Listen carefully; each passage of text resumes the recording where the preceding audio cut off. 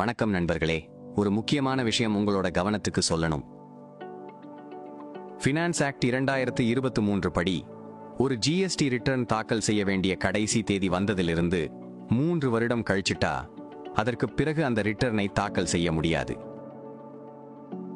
இந்த விதி ஆகஸ்ட் 2025 வரி காலத்திலிருந்து ஜிஎஸ்டி போர்ட்டல்ல அமலுக்கு வரும்.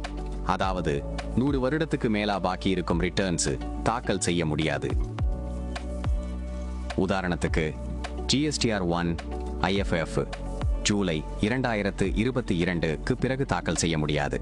ஜிஎஸ்டிஆர் 3B ஜூலை 2022க்கு பிறகு முடியாது. ஜிஎஸ்டிஆர் 4 2021 22 நிதியாண்டுக்கு பிறகு முடியாது. ஜிஎஸ்டிஆர் 99C 2020-21 நிதியாண்டு முடியாது. மற்ற பல ரிட்டர்ன்களும் இதே மாதிரி தடை செய்யப்படும்.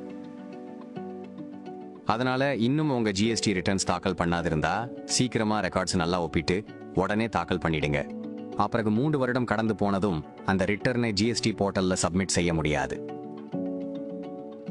சுருக்கமா சொன்னா 3 வருஷத்துக்குள் தாக்கல் பண்ணாத ரிட்டர்ன் செப்டம்பர் 1 2025 அக்கு பிறகு பண்ண முடியாது. அதனால பாக்கி இருந்தால் உடனே பண்ணுங்க. 3 ஆண்டுகளுக்கு முன் அல்லது அதற்கு மேல் டியூ டேட் முடிந்த ஜிஎஸ்டி ரிட்டர்ன்கள் ஆகஸ்ட் மாத வரி காலகட்டத்திற்குள் தாக்கல் செய்யப்படாதிருந்தால் அவற்றை இனி தாக்கல் செய்ய முடியாது. இந்த தொடர்பாக ஜிஎஸ்டிஎன் ஏற்கனவே 29 அக்டோபர் 2024 அன்று அறிவுரை வெளியிட்டுள்ளது. Thank you.